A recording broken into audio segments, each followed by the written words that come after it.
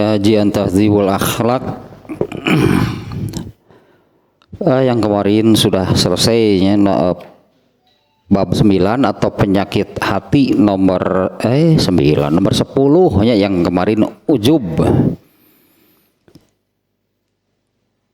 Nah, sekarang lanjutannya al-kibru ya, al-kibru, kiber. Kalau tidak disebut ujungnya suka jadi demikian bunyinya, kiber. Al-kibru tulisan aslinya. Nah, ini lanjutan sebetulnya lanjutan dalam arti seperti ini. Awal kemunculan kiber atau al-kibru itu dari ujub. Tapi beda artinya ya, antara ujub dengan kiber itu beda. Hanya tidak akan ada kiber atau al-kibru ini tanpa muncul ujub terlebih dahulu. Tidak ada gitunya ya, seseorang yang ini penyakit hati nomor 11 ini al-kibru atau kiber ini ya. Tidak ada yang di dalam hatinya ini ada al-kibru atau kiber ini tanpa ujub terlebih dahulu. Atau ujub ini bisa diartikan cikal bakal gitulahnya, cikal bakal al-kibru itu dari ujub. Tapi belum tentu orang yang ujub itu sampai gitunya, sampai kepada al-kibru. Kurang lebih seperti itulahnya ini di rangkaiannya. Ini penulisnya juga menyimpannya ya, berdampingan itu setelah ujub. Kemudian nah ini berikutnya ini nomor 11 kiber atau al-kibru ini ujub saja kan sudah sedemikian mencelakakannya gitulahnya. Ujub saja sudah sedemikian bahaya, yang membahayakan, mencelakakan. Ujub dengan apapun ya, yang kemarin kan sudah selesainya penyebab ujub itu apa saja, atau apa saja yang bisa menyebabkan seseorang menjadi ujub. Bahkan ininya yang bahkan kalau dengan hal-hal yang bersifat keduniaan lah katakannya, apa sih bukan keduniaan sih sebetulnya. Misalnya dengan kemarin kan dengan fisik, dengan harta, seolah lebih bukan wajar sihnya, sangat mudah lah gitu orang kena ujub dengan hal-hal yang demikian. Ya, apabila memiliki fisik, rupa, suara yang bagus lah itunya lebih dari yang lain, kemudian kekayaan juga, nah itu sangat mudah hanya hal itu membawa ke seseorang menjadi ujub. Nah, bahkan yang sama saja artinya buruknya, sama saja bahayanya, sama saja celakanya ujub dengan ketaatan sebetulnya. Taat kepada Allah tapi itu menjadikannya ujub. Atau orang yang ujub dengan amal solehnya, padahal amal soleh yang dilakukannya. Nah, dengan hal itu pun bisa artinya ya, muncul ujub itu dengan hal seperti itu pun, dengan ketaatan, dengan amal soleh. Apalagi dengan yang tadinya, apakah dengan harta, dengan fisiknya, itu lebih mudah orang kena ujub.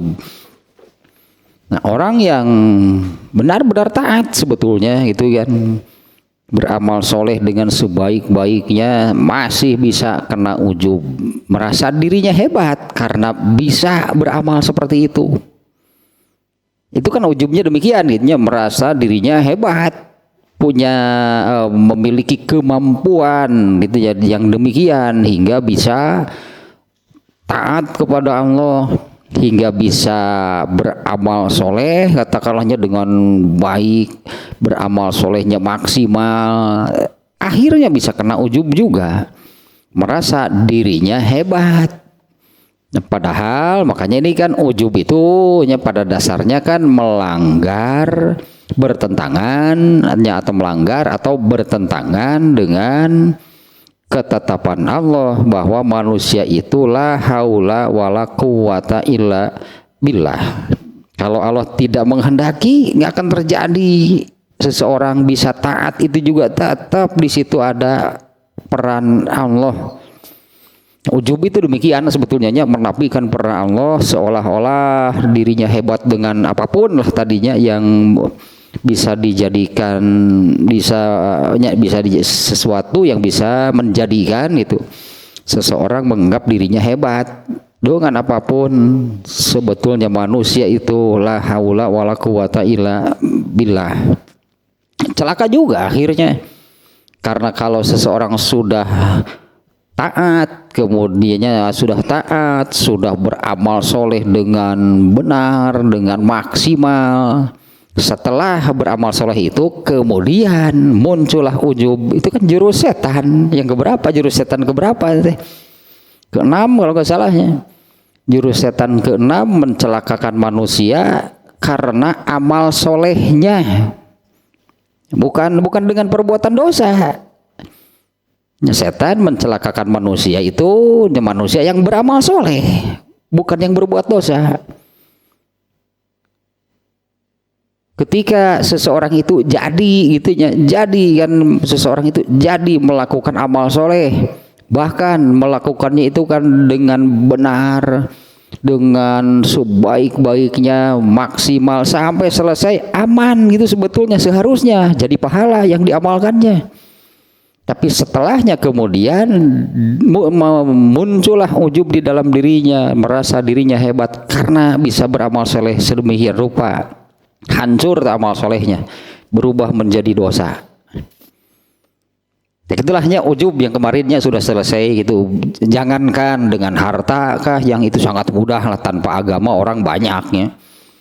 Karena manusianya sendiri kan menganggap kalau orang yang banyak hartanya itu orang yang wah, orang terpandang lah, orang hebat, terhormat. Artinya sangat mudah dengan hal-hal yang demikian. Nah, bahkan ini yang sama saja membahayakan dan mencelakakannya ujub dengan ketaatan, ujub dengan amal soleh, pada akhirnya tetap saja celaka. Nah, sekarang yang baru nih ya, penyakit hati yang nomor 11 ya, yaitu al-kibru tadinya atau kiber. Al-kibru, Imam Al-Ghazali ini mengatakan, Imam Al-Ghazali banyaknya dikutip mengenai atau tentang apa namanya, banyak dikutip tentang masalah-masalah seperti ini, tentang adab, tentang akhlak gitu. Imam Al-Ghazali banyak dikutip apa namanya statementnya, komentar-komentarnya atau pendapatnya. Nah, Imam Al-Ghazali mengatakan, I'lam innal kibro yan qasimu ila batinin wa zahirin. Ketahuilah, hanya al-kibru itu terbagi menjadi dua. Al-kibru batin dan zahir. Ya, tetap saja dalam hal ini mengacu kepada bahwa manusia itu terdiri dari dua unsur, ruh dan jasad. Dan al-kibru artinya ada al-kibru yang terkait dengan ruh, ada al-kibru yang terkait dengan jasad. Nah, al-kibru yang batin itu ya, yang terkait dengan ruh, karena ruh itu batin dalam arti tidak nampak. Ada al-kibru yang berkaitan dengan jasad, yaitu apa namanya, ada al-kibru yang kedua yaitu yang berkaitan dengan jasad. Nah, nantinya dibedakan gitu, nih, karena seperti yang baru-baru ini juga terungkap atau diungkap kembali di sini juga sih penjelasan yang demikian. Di entah sebelah mananya saya juga lupa lagi nih, di kitab Tahdzibul Akhlak ini sudah sangat lama sih ya, ada judul Al insanu jasadun waruhun. Ini kebetulan nih, iya pisan tah. Al insanu jasadun waruhun. Manusia itu terbagi menjadi dua, terdiri dari dua, yaitu jasad dan ruh. Memang benar kan, manusia itu kan baru sadar, katakanlah baru sadar itu manusia itu, oh iya manusia itu ternyata terdiri dari jasad dan ruh kalau ada yang meninggal. So, kalau ada yang meninggal baru sadar. Setelah seseorang meninggal kan yang nampak bagi manusia adalah jasadnya. Yang disebut sudah meninggal itu ternyata kan jasad ini disebutnya terbujur kaku, teronggok, diapa-apakan oleh yang masih hidupnya. Misalnya ketika memandikan jenazah, dibalikan badannya, diangkat tangannya, digosok, diam saja gitu jasad itu. Ternyata jasad itu, ya itulah, ternyata jasad itu benar-benar gitu hanya wadah, casing untuk ruh. Nah setelah meninggal kan itu jasad itu seperti itu, tidak bisa bergerak, tidak bisa apa-apanya, sebetulnya terbujur kaku lah. Jadi ketika sebelum orang itu, katakanlah ini yang meninggalnya, sebelum orang itu meninggal kan orang itu bisa berjalan, bisa duduk, bisa makan, bisa apa. Setelah ruhnya dicabut, ya tinggallah jasad yang terbujur kaku. Nah manusia itu sebetulnya mengakui, membenarkan manusia itu memang terdiri dari jasad dan ruh. Nah kaitannya gitunya, ini apa hubungannya antara jasad dan ruh? Apakah hanya jasad itu hanya sekedar casing gitu, sekedar wadah mewadahi ruh? Ternyata korelasinya gitunya antara keduanya itu. Nah di dalam ini nih, di dalam pembahasan yang dengan judul ini ya, manusia itu terdiri dari jasad dan ruh. Ternyata ini nih digambarkan seperti ini ya, kaitan antara keduanya. Ruh itu adalah raja penguasa yang titahnya pasti ditaati. Dan jasad itu adalah budak yang selalu taat kepada titah rajanya. Jadi sebetulnya apabila jasadnya kita, artinya kita melihat seseorang melakukan apa gitu ya. Apabila kita melihat seseorang melakukan apa-apa, itu yang kita lihat itu adalah jasad hamba budak yang sedang taat melakukan perintah rajanya, perintah yang menguasai dirinya, yaitu ruh. Ya, apabila jasad itu tidak akan melakukan apapun tanpa perintah dari ruh. Ini yang oleh Rasulullah disabdakan innamal a'malu binniyat. Semua yang dilakukan oleh jasad itu, innamal a'malu binniyat, itu ada perintahnya dari ruh. Kecuali yang sedang mengigau. Ngelindur. Kalau seseorang mengigau lalu melakukan sesuatu, apakah kebaikan atau keburukan, itu tidak akan dihisab oleh Allah.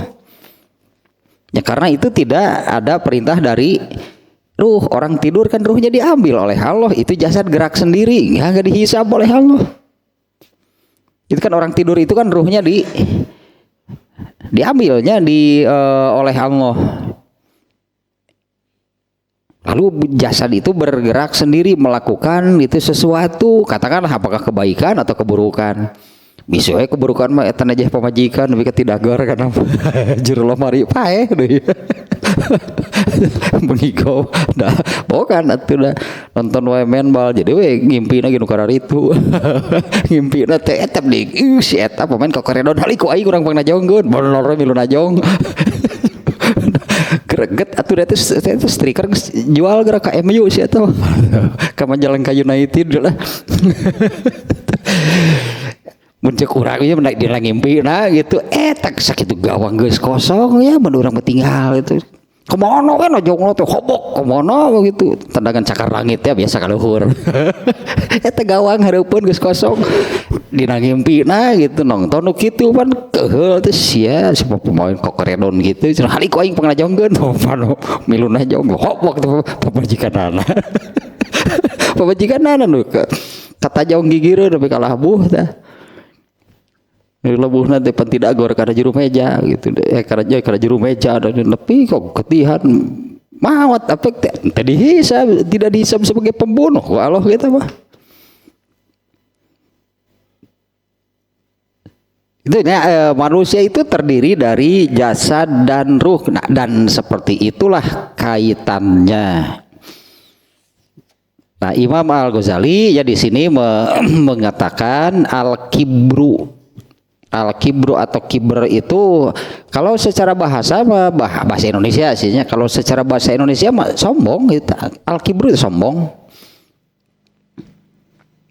dan pada asalnya itu pada dasarnya sombong itu adalah rasa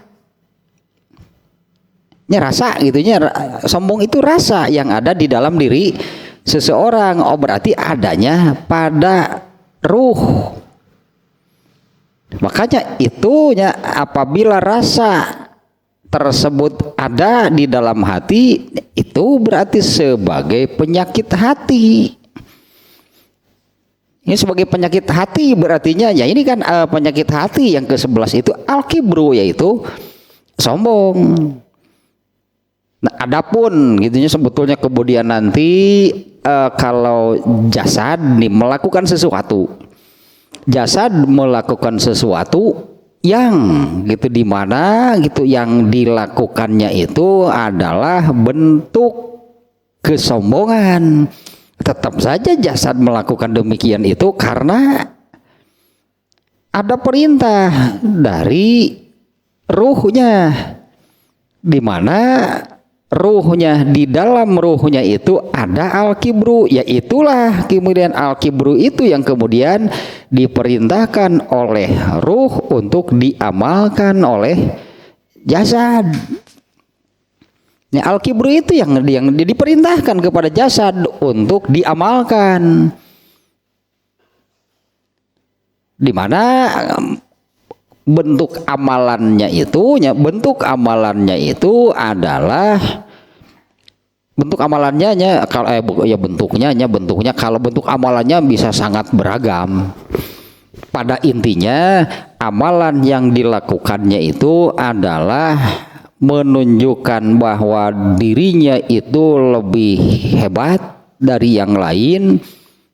Ya, amalannya itu menunjukkan bahwa orang lain itu lebih rendah dari dirinya atau merendahkan orang lain. Kalau dimunculkan jadi amalan jasad. Nah, bahkan ini surat surat Al-Hulumazah. Surat keberapa itu teh? Ya, surat di juz amanya surat pendek Al-Humazah. Mana geura surat nanti awal apa sih sebenarnya nama surat etamanya nih surat ke-104. Ya auzubillahi minasyaitonirrajim. Bismillahirrahmanirrahim. Ini yang awal nih ya karena di awal nih. Wailun. Ayat ini kan diawali demikiannya wailun likulli humazatin lumazatin. Itu kalau dibaca ini namanya itu pakai idgham itu pakai idgham itu pakai tahsin itu pakai tajwid asli nah gitu sorana wailun likulli humazatin lumazatin. Wa ini yang disebut humazatin lumazatin. Kalau di dalam salah satunya kitab tafsirnya ini humazah itu orang yang merendahkan orang lain ketika yang direndahkannya itu ada di hadapannya gitulah ya. Kalau lumazah itu merendahkan orang lain dan yang direndahkannya itu tidak hadir gitunya di sana. Tapi mana intinya sama saja. Ada juga apa namanya? Humazah itu bahkan hanya dengan menggerakkan sebelah alisnya. Itu amal kan? Hanya dengan menggerakkan sebelah alisnya, katakanlah ini bicara misalnya si A berbicara dengan si B, kemudian dia itu merendahkan si C, tapi merendahkannya itu hanya dengan isyarat saja, hanya dengan misalnya menggerakkan alisnya saja. Gitu unggul kita humazah. Nah, karena intinya itu di sini adalah gitunya merendahkan orang lain. Nah, Rasulullah juga sudah menyabdakannya tentang ketika ini nih. Ketika di apa namanya ya? Rasulullah itu bicara tentang ya ini bicara tentang takabur lah itunya. Rasulullah itu bicara tentang takabur. Lalu ada sahabat yang menanyakan, Rasulullah saya ini suka gitunya, saya ini suka memakai pakaian yang bagus, ya sebutlah bermerek mahal gitu, resep gitulah itunya, saya suka itu memakai pakaian yang bagus yang harganya mahal. Nah apa saya kena gitu kalau seperti itu, saya kena oleh takabur? Kemudian Rasulullah kan menyabdakan yang disebut takabur itu adalah batrul haqqi wa gomsunas. Takabur itu adalah nanti di ayat-ayatnya sangat kelihatan sebetulnya takabur yang pokok itu adalah tidak taat, itu bentuk ketakaburan. Ya tidak mau taat kepada Allah itu bentuk ketakaburan. Jadi ini dalilnya yang ininya takabur itu pertanyaannya seperti barusannya ada sahabat yang mengatakan demikian. Saya suka itu menggunakan pakaian yang bagus. Ya dengan pakaian yang bagus mah tuh dan sebutnya teh duit malah bodoh atau cik urang Sunda mah ya Allah gitu keren gitu kan kalau dengan pakaian yang bagus, pakaian yang mahal bermereknya halus atau pasti. Nah kalau saya suka gitu yang seperti itu, apa saya kena oleh takabur? Rasulullah menyabdakan takabur artinya yang seperti itu kalau ada apa namanya resep gitu itu takabur bukan. Takabur itu batrul haq, menolak, mengingkari al haq. Wa gom sunnas, ada yang gom sunnasnya hadis itu, ada yang gom tunas, merendahkan sesama manusia atau merendahkan orang lain. Itu sebetulnya Rasulullah sudah menyabdakan takabur manuk itu batrul haq yang pokoknya yaitu menolak, mengingkari al haq, kebenaran dan merendahkan orang lain. Nah ini di antara bentuk humazah teh hanya dengan berisyarat, amalnya hanya demikian. Wailun likulli humazah, humazah itu berisyarat dengan alis mata. Apa maksudnya berisyarat demikian? Masa tidak ada maksud gitu kan? Ya seseorang hanya misalnya mengangkat alisnya ke sebelah mata. Maksudnya apa? Memberitahu misalnya tuh datang orang yang hina. Gitulah maksudnya yang itu si anu orang yang hina. Padahal amalnya hanya demikian saja. Ya berisyarat misalnya hanya dengan mengangkat sebelah alis mata atau hanya dengan isyarat-isyarat hanya sepatah kata saja. Tapi maksudnya kan ini maksudnya adalah merendahkan orang lain. Nah, ayat ini menyebutkan wailun likulli humazatin, lumazatin dua. Di sini amalnya ada yang dengan gestur mungkin sebutannya gestur, gerakan badan, bahasa isyarat. Meskipun itu hanya sekedar ya mengedipkan mata gitunya, menggerakkan alis mata, atau dengan ucapan yang meskipun ucapannya itu hanya sepatah kata. Nah, orang yang demikian itu, nah ini yang tadi di ayat keduanya nih, allazi jama'a malan. Inilah karakter asli manusia. Jeung salahna ten yang punya hartanya dan yang miskinnya pandangan tentang hartanya sama. Maksudnya orang yang kaya, orang yang banyak hartanya merasa dirinya itu menjadi orang yang hebat, terpandang, terhormat. Dan orang miskin pun itu menganggap orang yang kaya, orang yang banyak harta itu orang yang demikian, di celaka nanti deh. Yang kayanya merasa dirinya terpandang, terhormat itunya karena kekayaannya. Ternyata yang miskin juga sama, menganggap kalau orang yang terpandang, terhormat, mulia itu kalau banyak harta. Nah, ini yang di ayat ini nih, orang yang cenderung, berartinya cenderung demikian nih, allazi jama'a mala wa addadah. Orang yang tidak akan kena, sebetulnya berarti kan orang yang tidak akan kena oleh yang diterangkan di surat Al-Humazah ini, kalau orang yang berilmu, yang paham, yang mengerti harta itu apa, pasti nggak akan kena. Nah, kalau tanpa ilmu kan ya, tanpa ilmu itu kan tanpa ilmu, kalau tidak paham, tidak mengerti itu hakikat harta bagi seseorang itu apa, pasti jatuhnya seperti ini. Merasa dirinya orang terpandang, orang hebat, terhormat karena kekayaannya. Dan celakanya, nah orang miskinnya juga begitu, kalau tanpa agama pasti demikian. Padahal kalau dalam yang terjadi di zaman Rasulullah SAW ya, sahabat yang kaya banyak, sahabat yang miskin juga banyak.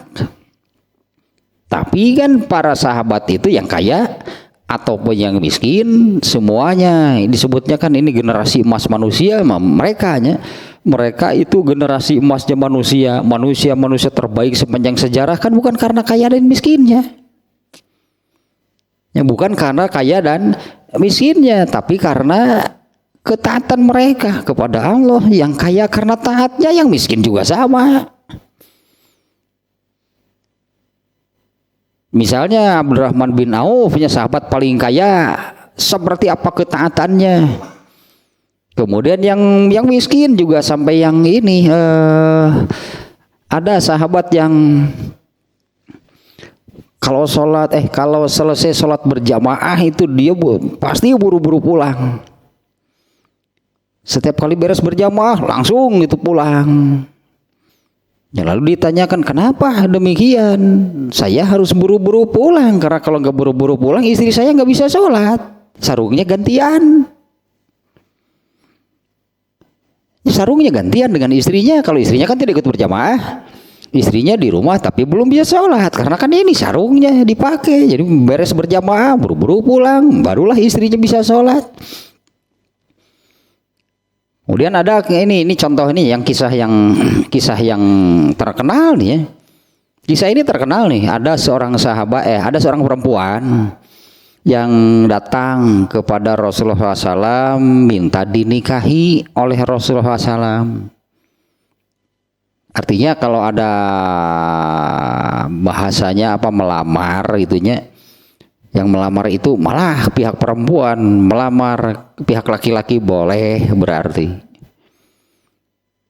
Ternyata Rasulullah tidak berkenan ya, Rasulullah tidak berkenan itu menikahinya. Nah, ketika Rasulullah menyatakan penolakannya, nah ada sahabat laki-laki, Rasulullah mau kablikan dah. Rasul mau itu nyan. Mau sudah jangan.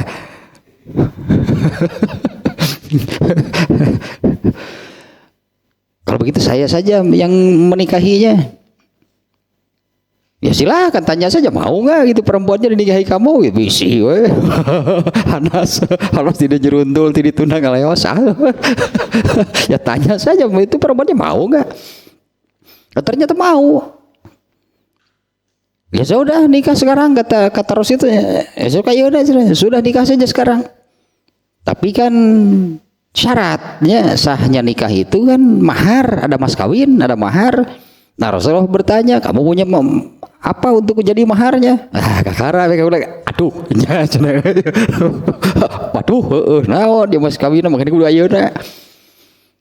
Ya pulang dulu kamu cari di rumah ada apa gitu, apalah yang bisa dijadikan maharnya. Pulang sahabat itu nyari di rumahnya, nggak menemukan apapun. Datang lagi Rasulullah gak ada apa-apa. Sugan ayah besi urut ngebeton ayah cak buat itu udah cari ngarasi. Bulan gede sih ngarasi gali orang ngarap pantas lah. Tidak ada apa-apa Rasulullah. Siapa? Hayang gede. Mana mau hayang gede.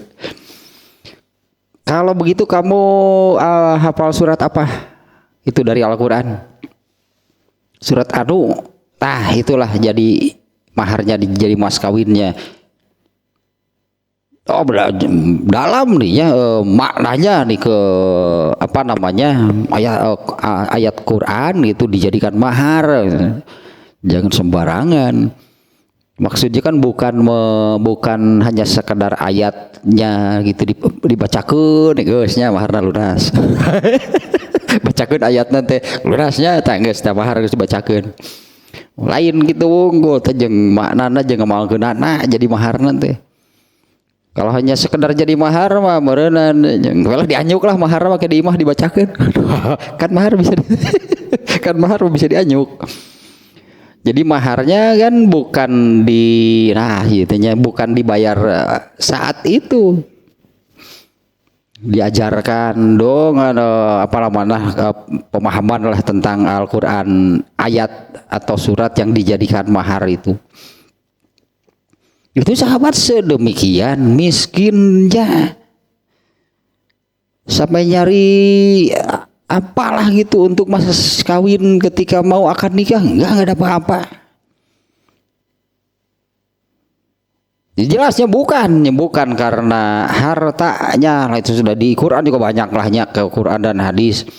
Nah yang kalau saya katakan kan kalau yang Allah takdirkan kaya dan paham apa arti harta sesungguhnya pasti nggak akan celaka, dalam arti nggak akan kena ujub karena banyak harta. Ya Abdurrahman bin Auf kan masuk surga tanpa hisabnya itu karena kayanya. Meskipun dengan amalnya tentunya, dengan amalnya. Nah Abdurrahman bin Auf ini artinya banyak amal yang dilakukan yang kaitannya dia sebagai orang kaya, banyak. Utsman bin Affan banyak. Kalau diantaranya Utsman bin Affan itu yang terkenal gitu ya. Perang Khandaq itu semua biaya perangnya ditanggung sendiri oleh Utsman bin Affan. Di perang Khandaqnya biaya perangnya bahkan biaya perang teh mahal, itu peralatan harus lengkap. Kemudian biaya selama di perjalanan Khandaq itu 820-an lah kalau nggak salahnya. 820 km safar dan Nabi ikutnya waktu perang Khandaq Rasulullah ikut. Nah, pulang pergi biaya di jalannya itu kurang lebihnya pulang pergi ketika perang Khandaq itu 20 hari. Nah, selama di perjalanan mereka kan harus makan kan. Artinya bakal makanan, bakal juga binatangnya, paling kan binatangnya gitu kan ikut, nanti di jalan disembelih, nanti di jalan dimasak, net semuanya pokoknya kepentingan perang Khandaq itu dibiayai oleh Utsman bin Affan. Nah itu artinya banyaknya ya karena kekayaannya ya gitu. Karena amal sih pastinya, amal yang terkait dengan kekayaannya. Nah, bukan karena kayaknya semata-mata, atau tetap saja kan kalau yang ini nih, ini agak melebar juga sedikit nih. Di dalam itu Sahih Bukhari Kitabul Iman. Di dalam Kitabul Iman itu kalau membandingkan mukmin dengan kafir, sebetulnya kan itu bukan untuk dibandingkan. Karena jelas sekali kalau di surat Al-Bayyinah orang kafir itu syarrul bariyah, kalau orang yang beriman itu khairul bariyah, ciptaan terbaik dan ciptaan terburuk atau makhluk terburuk adalah kafir. Makhluk terbaik itu adalah allazina amanu wa amilus sholihat. Ini kan bukan untuk dibandingkan, berarti dibandingkan apa namanya apple to apple, head to head, atuh mal ge meurang atuh siga ieu bencek urang Sunda mah. Nah atuh naon disebutna teh siga ngadukeun bonteng jeung kadu, atuh lain adukeuneun atuh kitu mah. Bonteng jeung kadu nya bonteng hancur pasti itu. Nah, di dalam Sahih Bukhari itu lalu seseorang itu dikatakan lebih baik dari yang lain itu karena apanya? Dan di sini di dalam bab ini ya Imam Bukhari itu membandingkan seseorang lebih baik dari orang lain itu dengan sesama mukmin. Tong jeung bonteng. Geus hancur bonteng bukan apa. Tong jeung bonteng atuh diadukeunana bonteng geus hancur barina ge. Nah, di antara sesama mukmin ini dikatakan seseorang mukmin artinya lebih baik dari yang lainnya itu karena apanya? Mukmin kan sudah sama-sama mukmin. Ternyata disebutnya itu al-fadlu, atau seseorang itu memiliki kelebihan, keutamaan dibandingkan dengan mukmin lainnya itu karena amalnya. Ini diantaranya yang menunjukkan Abu Bakar itu menjadi khalifah pertama yang memilih itu Rasulullah. Apa sih kelebihan Abu Bakar dari yang lain? Ya, apa yang kelebihan Abu Bakar dari yang lain? Nah, kelebihan seorang mukmin dengan mukmin lainnya itu karena amalnya. Jadi bukan karena hartanya. Ya, Abdurrahman bin Auf itu lebih utama, lebih baik dibandingkan dengan yang lain, bukan karena orang kayanya, karena amalnya. Ternyata kalau kekayaannya iyalah menang Abu Bakar dengan Abdurrahman bin Auf, siapa yang lebih kaya? Abdurrahman bin Auf. Tapi sahabat paling utama, sahabat urutan ke-1 itu adalah Abu Bakar. Dari apanya? Dari amalnya. Ya, jadi bukan dari kekayaannya. Nah, kembali lagi ke sini nih. Imam Al-Ghazali ini mengatakan al-kibru itu terbagi menjadi 2, batin dan zohir. Artinya hanya ada. Sombong lah terjemahnya, tadi bahasa kitanya kan sombong, arogan itu. Ada sombong yang di dalam hati lah sebutannya, atau masih tersimpan di dalam hati. Ada juga kesombongan yang sudah muncul keluar menjadi amalan anggota badan. Sama dua-duanya kesombongan, tapi sebetulnya kesombongan yang dilakukan oleh anggota badan, kalau contohnya tadi sekecil itu pun hanya sekedar berisyarat dengan mengangkat alis, hanya sekedar berisyarat dengan kedipan mata, itu amal anggota badan. Ya, ayat yang tadinya di surat Al-Humazah, ya tetap saja bukan amalannya, tapi mengapa melakukan demikian. Ya, ada al-kibru batinun, ada al-kibru zohirun. Fal batinu, nah sekarang yang batin itu yang seperti apa, yang zohir yang seperti apanya ininya, pembagian yang demikian ya. Al kibru itu terbagi menjadi dua, batin dan zohir. Nah, kenapa ada pembagian demikian? Itu tadinya karena memang manusia itu terdiri dari dua unsur, ruh dan jasad. Jadi ada al kibru yang terkait dengan ruhnya, ada al-kibru yang terkait dengan jasadnya. Nah, sebetulnya demikian tadi maknanya, artinya al-kibru kesombongan yang tersimpan di dalam hati, itu al-kibru batin, ada di ruhnya, ada di hatinya. Dan yang demikian itu belum tentu, artinya belum tentu muncul keluar diamalkan oleh anggota badan. Tapi tetap saja kena oleh ayat itu Al-Baqarah 284 ya tetap kena kan oleh Al-Baqarah 284. In tubdu ma fi anfusikum aw tukhfuhu yuhasibkum bihillah. Apakah kalian intubdu teh ungkapkan, keluarkan, itu yang tadi kalau dikeluarkan itu berarti diamalkan oleh jasad, muncul keluar gitunya, dimunculkan, dikeluarkan, dimunculkan, dikeluarkan itu jadi apa? Jadi amal jasad anggota badan. Ya dua tetap amal anggota badan mah kalau bukan perbuatan, perkataan. Misalnya ini omongan gitunya, omongan, ucapan yang merendahkan orang lain kan ada. Itu amal berarti. Atau dengan anggota badan tadi, dengan berisyarat seperti apalah yang maksudnya merendahkan orang. Nah, itu berarti dimunculkan. In tubdu ma fi anfusikum. Jika kalian munculkan, keluarkan apa yang ada di dalam diri kalian, aw tukhfuhu, atau kalian tetap simpan di dalam hati, tidak dikeluarkan menjadi amal anggota badan, tapi di dalam hatinya ada al-kibru.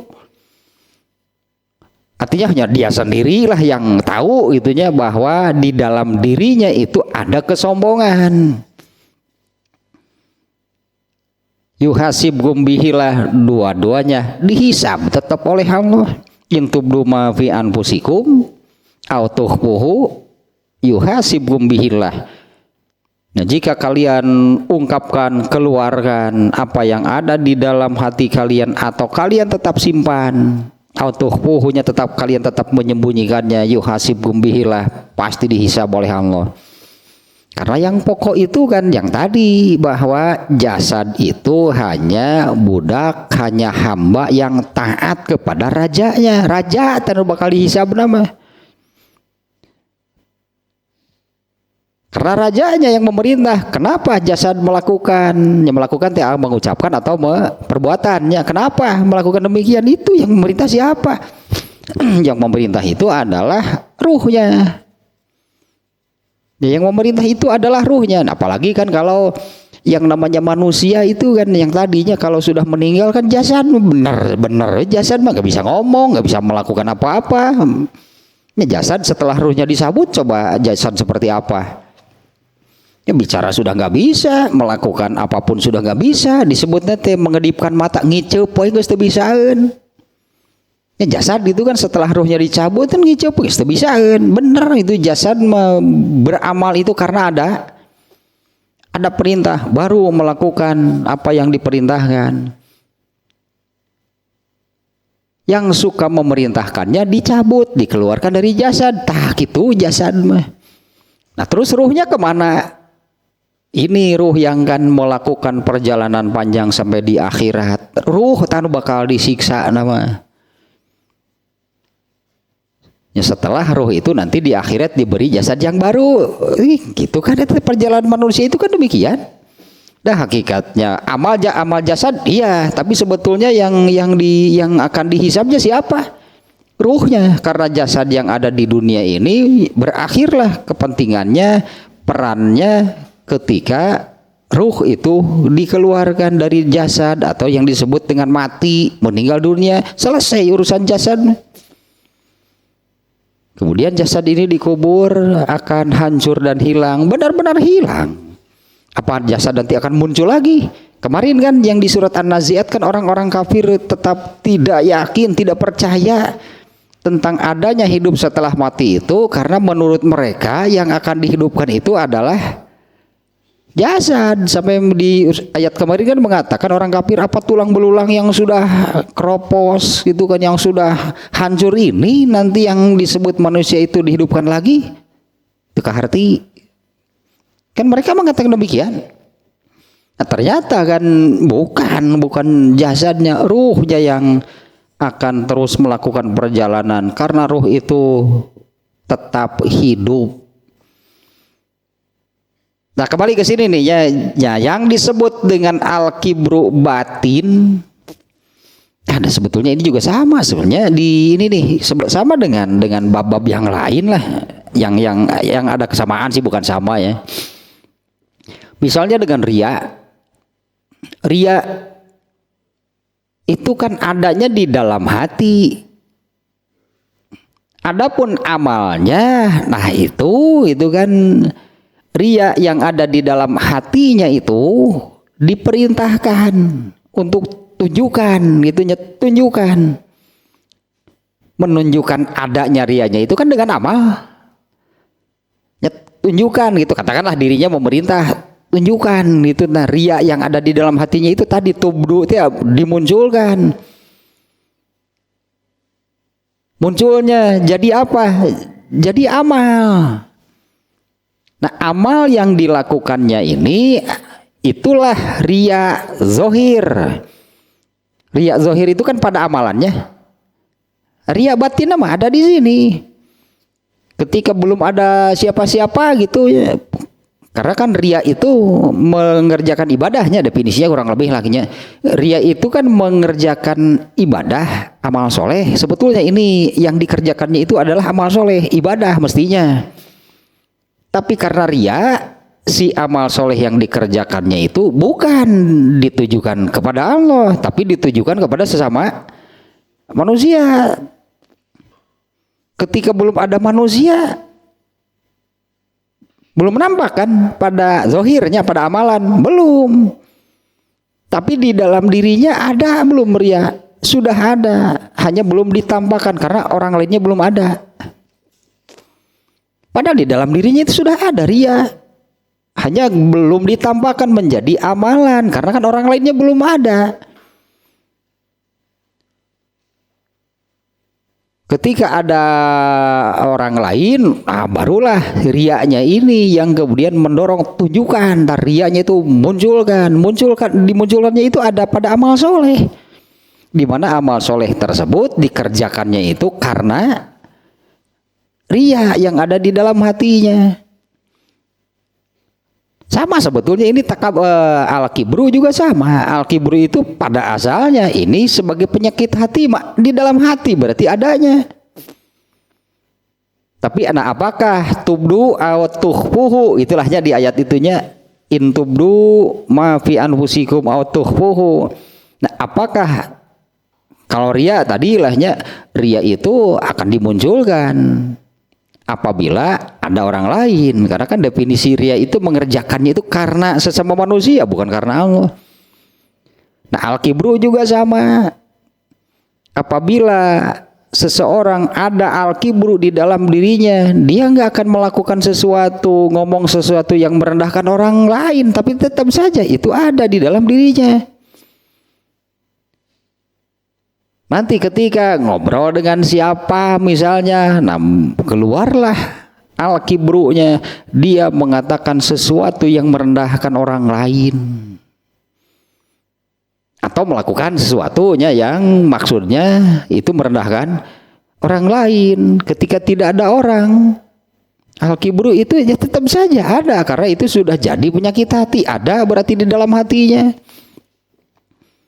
Baru nampak gitu kan, baru nampak, baru keluar, baru terlihat, bukan terlihat sih, baru ketahuan lah katakannya ternyata di dalam hatinya ada al-kibru kalau sudah dimunculkan menjadi amalan.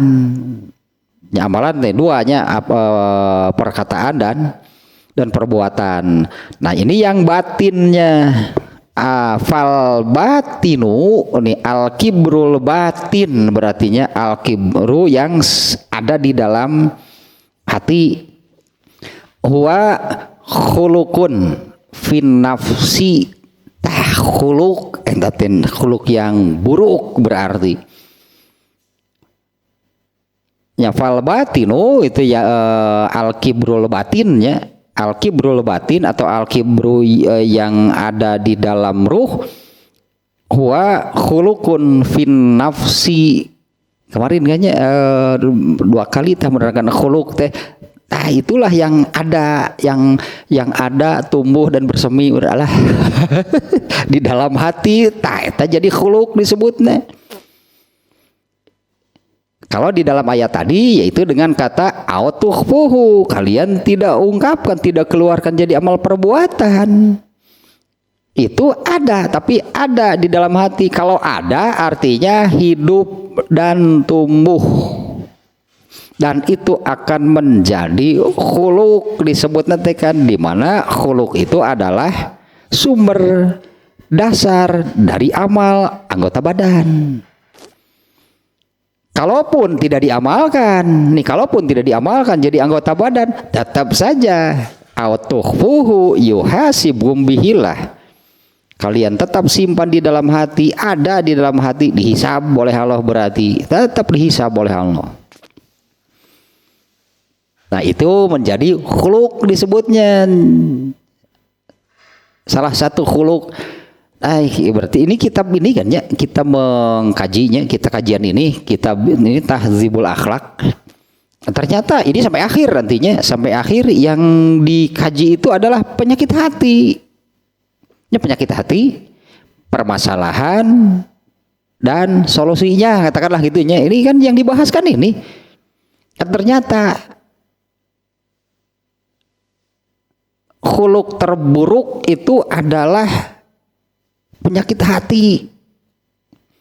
Penyakit hati kalau ada di dalam hati itu jadi khuluk. Khuluk itu kan sumber atau landasan atau dasar dari suatu amal. Nah, kalau khuluk ini fal batinu al-kibrul khuluk, berartinya al-kibrul batin. Al-kibru yang batin, yang masih disebutnya yang masih ada di dalam hati, itu itu adalah khuluk bagi seseorang. Kemarin ini sekalinya yang kemarin ini kan yang di Kitabul Adab banyak tentang husnul khuluk, judulnya kan husnul khuluk. Jadi khuluk yang baik. Khuluk yang baik itu apa? Tidak ada khuluk yang baik kecuali Islam, Al-Quran, kecuali ajaran Islam. Itu yang mestinya dimasukkan ke dalam hati dan ditumbuhkan. Nah, kalau ini malah al-kibru yang dimasukkan ke dalam hati, dia akan tumbuh, yaitu jadi khuluk. Nanti amalnya gak akan ada. Amal anggota badan bukan karena perintah dari ruh atau hati. Yang ada di dalam hatinya al-kibru. Terus yang diamalkan apa? Ya, al-kibru itu akan dimunculkan, diperintahkan oleh ruh, oleh hati kepada jasad untuk dilakukan. Muncul keluarnya dari jasad itu apakah berupa ucapan atau perbuatan.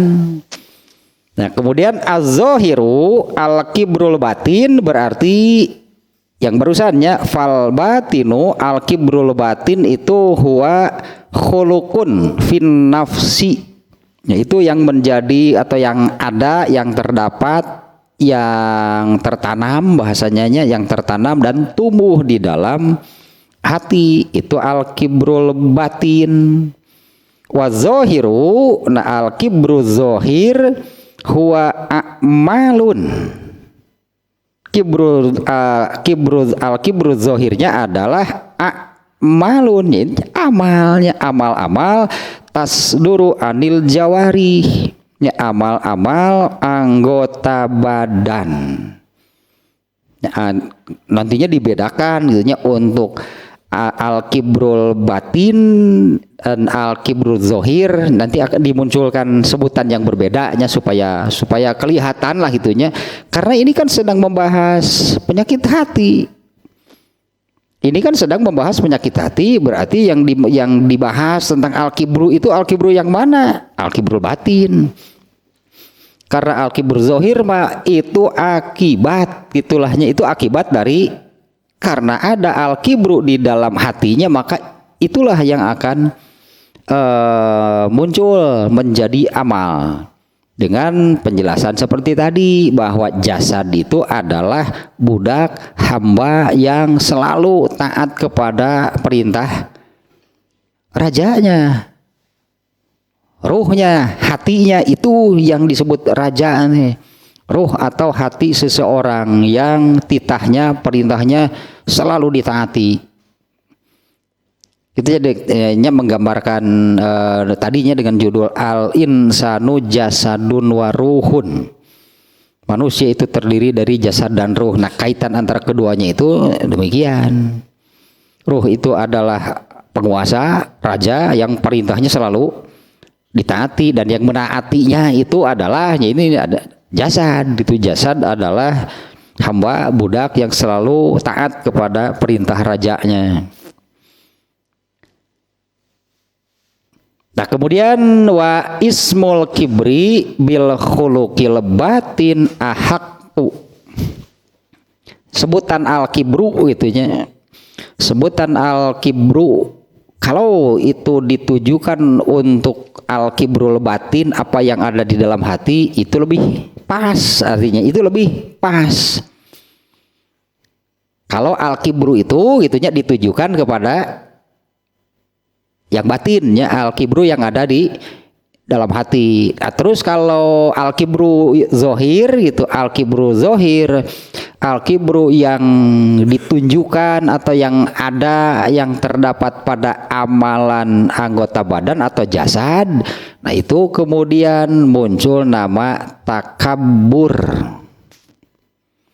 Nanti dibedakannya demikian gitulahnya. Kalau menyebut takabur itu berarti sama sebetulnya kan pada dasarnya kan kesombongan itu, ke apa namanya, arogansi gitu, kesombongan. Nah, disebut nanti lah bahasa lainnya yang demikian gitunya. Nah, nanti dibedakan sebutannya, karena ini kan tentang penyakit hati, tidak membahas amal. Kalau amal kan itu akibat dari apa yang ada di dalam hati. Jadi ini membahas akarnya tentang al-kibru, yaitu kesombongan yang terdapat di dalam hati atau di dalam ruh. Kalau yang sudah jadi amal mah ya kedulah eta mah gitulahnya, katakan ini tidak dibahas ini nih sebagai penyakit hati. Yaitu kalau di dalam ayat yang tadi itu yang autuhpuhu, nah yang itu yang disebut cikal bakal takabur mah al-kibru. Nah, kalau diurut ke ininya ke belakang dengan ujub, seseorang itu tidak akan sampai, tidak mungkin ada al-kibru tanpa ujub terlebih dahulu, tanpa menilai dirinya hebat. Kan ujub mah gitunya, menilai dirinya hebat, nggak ada kaitan dengan orang lain. Kalau ujub itu tidak ada kaitan dengan orang lain, tidak menilai orang lain, tidak dibandingkan dengan orang lain. Ya, kalau ujub itu menilai dirinya hebat pokoknya.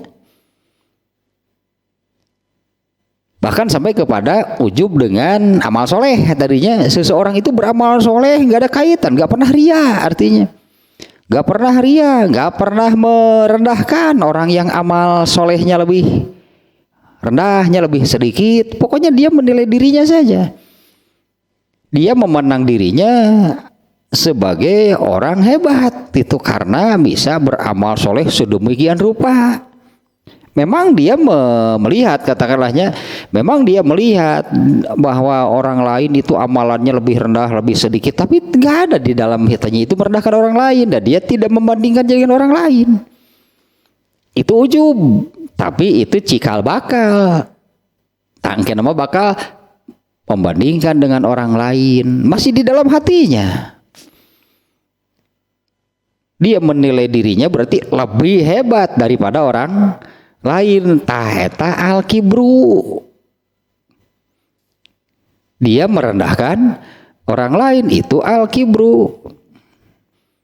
Apakah ditampakkan jadi amal perbuatan? Nggak pernah. Mengatakan merendahkan orang lain nggak pernah. Atau melakukan sesuatunya yang maksudnya itu merendahkan orang lain. Jadi tahapannya itu pasti ujub terlebih dahulu yang ada. Asalnya gitu kan, ujub ini nggak melihat orang lain, nggak membandingkan dengan orang lain, tapi kemudian dia membandingkannya dengan orang lain dan menilai dirinya lebih hebat. Dia menilai, bahkan disebutnya kemudian yang melihat orang lain lebih rendah dan dia kemudian merendahkan orang lain. Nah ini berarti sudah naik gitulah dari ujub ini, jadi ujub ini naik jadi al-kibru.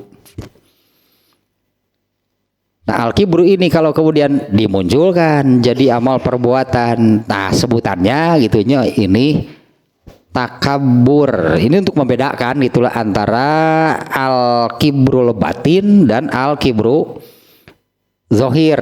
Al-kibru yang ada di dalam hati dan al-kibru itu yang ditunjukkan oleh jasad atau amalan anggota badan. Nah nantinya dibedakan demikian. Dianya al-kibru itu kesombongan yang ada di dalam hati. Kalau takabur itu bentuk kesombongan yang ditunjukkan oleh amal anggota badan.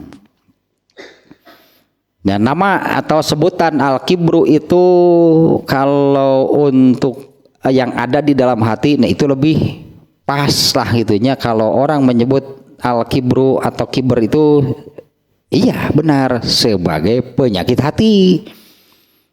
Ya kalau penyakit hati kan ada di dalam hati, mana orang tahu kan. Ya kalau sesama manusia maka mana tahu kalau seseorang itu di dalam hatinya ada ini, ada al-kibru, yang nggak akan tahu. Yang tadi juga ria gitu, kalau kita melihatnya, kalau kita misalnya kita melihat ada seseorang yang sedang beramal soleh, itu amal soleh yang dilakukannya itu ikhlas atau ria, kita nggak bisa menilai kan. Ya, kita kan nggak bisa menilainya dari amalan anggota badan. Ya paling, nah kenapa muncul pertanyaan demikian itu ketika ada seseorang beramal itu, wah bawa ria, segoreng sangka itu nih, segoreng sangka itu ketika batur suudon, sok suudon. Bisa jadi mungkin udah biasa nama si eta lamun salat satu kitu dia bisa nyogancang nya siganu kumaha tapi ayeuna mah meni salat nanti. Nah, orang ria justru seperti itu. Orang ria kan demikian, ketika sholatnya itu ditujukan, diperlihatkan atau ingin dilihat oleh sesama manusia, lebih mantap sholatnya sogra, lihat. Tapi ketika sholat sendirian, ekspres sholat nanti. Ya bacaannya cepat gitu, pokoknya gitulah gitu sholat nanti. Justru kalau orang ria itu ibadahnya malah gitunya malah terlihat lebih hebat. Udah salah kan? Ya salah pasti, mestinya kan yang maha melihat siapa? Yang maha melihat Allah. Kalau dia ditujukan atau diperlihatkan kepada sesama manusia, ternyata sesama manusia nggak melihat, mungkin kan? Sesama manusia tegedan ngaleos rugi gitu. Rugi ternyata orang, maksudnya kita perlihatkan kepada orang lain, ternyata orang lainnya kan nggak melihat. Kalau Allah pasti maha melihat kan, ya mestinya kan ibadah itu. Nah kan kemarin kan kuncinya kan bagaimana sih mengobati ria, lepaskan dari sesama manusia, karena ibadah itu kan hakikatnya itu apa namanya amalan yang dilakukan karena taat kepada Allah, artinya kan ditujukan kepada Allah, diperlihatkan kepada Allah. Dan orang Islam itu kan yakin Allah maha melihat, dan Allah akan menilai. Peduli amat dengan manusia, mau lihat mau enggak, sebetulnya kan demikian. Nah ini juga sama artinya kalau yang batinnya itu ya al-kibrul batinnya itu ya itulah yang ada di dalam hatinya. Sebutan al-kibru itu kalau ditujukan untuk kesombongan yang ada di dalam hati itu lebih pas, itu maksudnya sebutan al-kibru itu lebih pas untuk kesombongan yang batinnya. Kalau tadi dibagi dua, hanya al-kibrul batin, ada al-kibrul zohir. Amal a'malu, nah adapun nih amalan anggota badan, fa innaha samarotun li zalikal khuluq. Amal anggota badan itu adalah buah dari khuluq yang ada di dalam hati atau ruhnya, ruh garis miring hati lah gitunya. Kita menyebut hati atau ruh dalam hal ini samanya yang dimaksud. Nah, adapun amalan-amalan anggota badan itu adalah buah, itu muara, gitu sebutannya, sebutnya itu adalah muara, itu adalah buah dari khuluq yang ada di dalam hati. Yang tadi berartinya yang harus nih digaris bawahi, bagi Allah sama saja mau diungkap jadi amal perbuatan atau tetap disimpan di dalam hati, dihisab gua aing nu cik Allah. Pokoknya mah ada al-kibru pada diri kamu. Jadi kan demikian ya, Allah menyatakan mau ditampakkan nih jadi amal perbuatan atau tidak, artinya tetap disimpan di dalam hati. Kalau manusia sih taunya ada ria tadi dari amal kan. Manusia taunya ada al-kibru di dalam hati seseorang kalau orang ini sudah melakukan sesuatu yang menunjukkan kesombongan. Tadinya menghina orang lain baik dengan ucapan atau perbuatan. Bagi Allah nggak perlu. Artinya bagi Allah tidak perlu si al-kibru yang ada di dalam dirinya itu ditunjukkan, diungkapkan, dikeluarkan jadi amal perbuatan. Nggak perlu demikian bagi Allah. Artinya apakah si al-kibrunya tidak sampai dimunculkan jadi amal perbuatan? Nah, tetap saja ada al-kibru dan itu akan dihisab oleh Allah. Teman ayat tadi demikian ya, intublu ma fi anfusikum. Jika kalian keluarkan, tampakkan apa yang ada di dalam diri kalian atau kalian tetap simpan atau tukhfuhu. Kalau semua manusia pasti gak ada yang tahu. Karena kan disebutnya siapa yang tahu isi hati manusia, kan benar kan? Tidak ada manusia yang tahu isi hati sesama manusia, nggak akan ada. Bagi Allah apa yang tidak nampak nggak ada. Bagi Allah itu semuanya terlihat. Bagi Allah itu tidak ada yang gaib. Ini ditunjukkan oleh ayatnya yang ini diantaranya. Surat At-Taghabun ayat 8. Yang itu itu yang ayatnya surat naon atau ikut perlu sok hese di At-Taghabun ayat 8 itunya. Kita lihat dulu lah biar yakin. Oh bukan, ini berarti surat ayat sebelumnya, ayat ke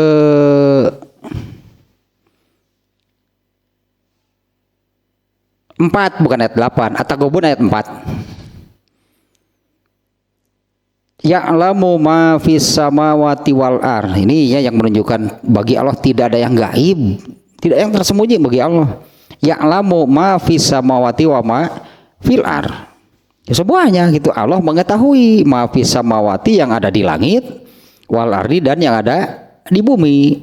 Wa ya'lamu ma tusirruna wa ma tu'linun. Nah, ini sejalan dengan Al-Baqarah 284 yang tadi.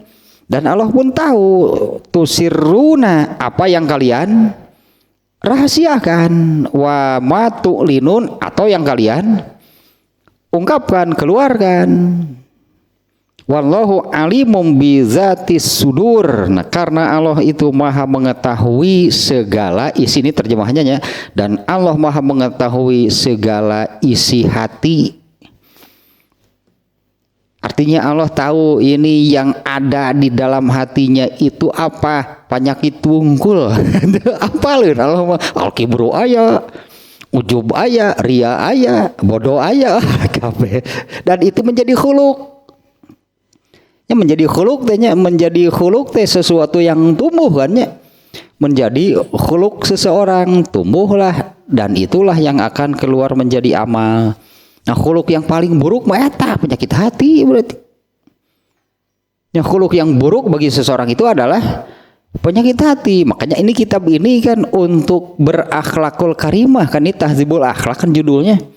Di mana targetnya, tujuannya gitu, kitab tahdzibul akhlak ini kan sebagai gaya nama menggapai meureun menggapai memiliki al akhlakul karimah. Bagaimana caranya? Bersihan penyakit hati. Berarti kan demikiannya, bersihan untuk penyakit hati. Penyakit hati naon wae? Teu apal. Siap teu apal. Aya lamun teu apal penyakit hati naon wae? Teu apal. Aya berarti na hatena sok tambah dijamin. Kalau sudah demikian, ini penyakit hati non wae nya apa aya berarti tadi dah hati telepon gitu. Ini baru 11 ya. Ini kan penyakit hati ke-11 ya. Yaitu al-kibru mah gitulah, kesombongan intinya ya, ketakaburan. Sedikit lagi lah nih lanjutkan dari sininya. Adapun amal anggota badan itu adalah buah, itu muara, itu ya kalau ibarat pohon mah pohonnya itu adalah khuluk, buahnya adalah pohon itu akan tumbuh dan berbuah. Ta buah nama amal, buah nama nyaeta nu dina ayat nu eta manu intubdu yang kalian munculkan. Tah eta teh buah, eta teh dari intuhpuhu apa yang ada di dalam hati. Nah, adapun amalan anggota badan itu adalah buah dari khuluk. Takabur itu adalah muara, buah dari al-kibru. Kalau untuk riya tadi nggak ada sebutan isinya. Kalau untuk riya tidak ada sebutan. Riya itu penyakit hati. Terus amalannya apa ada sebutan lain itu untuk amalan yang dilakukan karena riya? Kan nggak ada, sebutannya nggak ada. Namun dimaya gitu tah. Kalau al-kibru itu adalah khuluk atau kesombongan yang ada di dalam hati atau ruhnya. Kalau takabur, nah ini kesombongan yang ada pada jasad atau pada amalan yang dilakukan oleh jasad. Wa khulukul kibri mujibun lil a'mali. Ya iyalah pasti khuluk al-kibru yang ada di dalam hati itu pasti akan memunculkan takabur. Mungkin demikian sekarangnya bisa dimengertinya. Khuluk yang ada di dalam hati itu pasti itu akan memunculkan takabur. Walizalika iza zoharo alal jawari yuqalu takabur. Ini sebutannya ya dengan demikian. Apabila al-kibru itu zohir fil jawari muncul, apabila al-kibru itu dimunculkan menjadi amal anggota badan yuqalu takabur. Nah itu sebutannya adalah takaburnya. Takabur itu khuluk kesombongan yang sudah menjadi sebutan takabur gitu, itu adalah kesombongan yang sudah dimunculkan menjadi amal anggota badan. Nah, adapun kesombongan yang ada di dalam hati sebagai dasar, sebagai bahan, sebagai landasan dari amal, sebutannya kesombongan yang itu al-kibru. Ya fa izalam yuzhar yuqalu fin nafsihi al-kibru. Apabila hal itu tidak dimunculkan dan yang tersimpan di dalam hatinya gitunya, yang tersimpan di dalam hatinya, yang bukan yang keluar, yang muncul menjadi amal anggota badan, nah itu sebutannya adalah al-kibru. Nah sampai situ dulu lah itunya al-kibru. Karena kenapa judulnya al-kibru bukan takabur? Ini kan urusan penyakit hati, ini bukan soal amal anggota badan. Ya kenapa sebutannya al-kibrunya? Nah seperti barusan itu penjelasannya. Sama sih kesombongan bahasanya. Nah hanya ada al-kibrul batin, ada al-kibru zohir. Kemudian lah gitunya sebutan al-kibru itu lebih pas gitu kalau itu ditujukan kepada kesombongan yang ada di dalam hati. Nah kemudian untuk kesombongan yang dimunculkan menjadi amalan jasad itu dimunculkan sebutan takabur. Nanti di dalam ayat Al-Qur'an ya, nanti di dalam ayat Al-Qur'an atau di dalam hadis juga yang al-kibru ada sebutan itu, ada takabur juga ada. Nah bahkan tadi kan sahabat yang menanyakannya, yang menanyakan kalau saya suka berpakaian yang bagus, suka yang bermereknya, pokoknya sukalah berpenampilan gitu, berpenampilan rapi gitunya. Ya sebut tadi penyeur da inu mahal mah atuh halus kalah kumaha gitu. Suka berpenampilan demikian. Apa saya takabur? Karena itu kan amal kan yang ditanyakan. Ya amal kan yang ditanyakan. Misalnya bajunya itu mereknya apa, itu celananya apa, sepatunya apa. Saya suka gitu kalau berpenampilan demikian. Kalau nggak salah itu Rasulullah menyebutkan innallaha jamilun yuhibbul jamal. Allah itu indah dan Allah menyukai keindahan. Daripada penampilan berekele sebelah sebelu jauh di kaos make kaos oblong geus barolong itu ngahajan butut. Kalau nggak suka kan yang demikian. Kalau suka, Allah itu indah dan menyukai keindahan. Nah, artinya sahabat itu suka demikian. Nah apakah ini kan sudah jadi amalan anggota badan? Nah apa itu tertakabur, makanya yang ditanyakannya apa saya ini kena gitu oleh takabur ketika melakukan demikian. Nah Rasulullah menjawab bukan. Takabur itu adalah tadinya batrul haqqi wa gom sunnas, yaitu menolak, mengingkari al-haq dan merendahkan orang lain. Nah tentu sahabat ini yang memang suka demikian tidak ada di dalam dirinya itu berniat merendahkan orang lain. Harus sebaik itu. Ya karena semua sahabat juga punya apa namanya ya, punya stylenya sendiri. Contohnya nih diantaranya bukan hanya sahabat ini yang demikian. Ternyata Utsman bin Affan juga seperti itu. Karena beunghar tadi Pak Utsman bin Affan Utsman bin Affan kan orang kaya. Biaya perang Khandaq dia tackle sendiri, saya pokoknya biaya perang ini semuanya dari saya. Utsman bin Affan karena punya uang makanya ngomong demikian. Baik itu manu miskin tadi panjang pas kawin meripu boro-boro kebiayaan perang yang mas kawin kurah koreh sugan aya beusi urut beton itu tarik di buleudgeun lah ngarah siga we kitu cincin bae karahaan ge gitu. Utsman bin Affan juga sama. Dan Rasulullah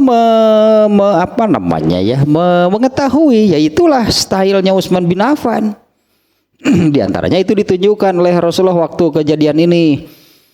Ketika Rasulullah itu di kebun, di kebun ada sahabat yang kebunnya itu seolah-olah tempat yang nyaman lah, tempat yang enak gitu. Nah Rasulullah itu suka di sana kalau ngumpul bersama para sahabat, bermajelis, suka di dalam kebun itu. Nah, sekali waktu Rasulullah itu kan berbaring itu di kebun itu ada namanya dipan lah itunya, dipan sederhana. Rasulullah berbaring di sana, kemudian Abu Bakar masuk. Rasulullah itu tidak mengubah posisinya. Abu Bakar masuk, ngobrol dengan Abu Bakar. Rasulnya dalam posisi berbaring dan kain yang menutupi kakinya itu melorot gitu ya, sehingga pahanya tidak tertutup. Kemudian datang Umar bin Khattab Jadi dua gitunya. Pertama Abu Bakar yang datang, yang kedua kemudian Umar bin Khattab. Rasulullah tidak mengubah posisinya. Ngobrol sama mereka sambil posisi berbaring.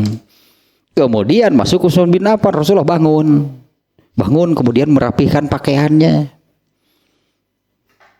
Lalu ditanyakan kenapa Rasulullah waktu datang Abu Bakar, waktu datang Umar bin Khattab seperti tadi, begitu datang Utsman bin Affan seperti langsung bangun merapikan pakaiannya. Aku malu, Utsman bin Affan mah selalu rapi itu penampilannya. Penampilannya itu selalu rapi Utsman bin Affan mah. Itu mahal di bacaan Utsman bin Affan mah tuh kan bayar kabeli tuh. Kan bayar kabeli itu bari lagi. Utsman bin Affan mah punya kemampuan dan suka berpenampilan demikian. Benar, itu gak ada masalah. Terserah tak itunya sampai sini dulu nih. Jadi al-kibrunya karena ini kan yang dibahas itu penyakit hati. Nah makanya untuk kesombongan gitu yang masih ada atau yang ada di dalam hati, nah itulah sebutannya al-kibru. Meskipun nanti ayatnya ini tentang takabur, ya jelas lah, mana ada takabur tanpa al-kibru, nggak akan ada kan? Karena takabur itu adalah buah, gitu kan, buah muara gitu atau hasil gitu yang dimunculkan oleh al-kibru. Nanti ada ayat-ayatnya berikutnya nih, ayat-ayat tentang buruk lahnya, tentang buruk dan tercelanya al-kibru. Ya, apalagi karena kalau seseorang takabur pasti ada al-kibru, gitu kan, di dalam dirinya ada al-kibru. Tapi kan tidak semua orang yang ada al-kibru di dalam hatinya itu sampai menjadi takabur, artinya diungkapkan menjadi amal perbuatan. Ya tetap saja penunu tadi dasarnya kan surat At-Taghabun ayat 4, Allah tahu apa yang ada di dalam hatinya meskipun tidak dimunculkan menjadi amal perbuatan. Dan menurut Al-Baqarah 284 tadi tetap dihisab ternyata meskipun tidak dimunculkan jadi amal perbuatan, jadi amal anggota badan tetap dihisab sebagai penyakit hati dan itu dosa.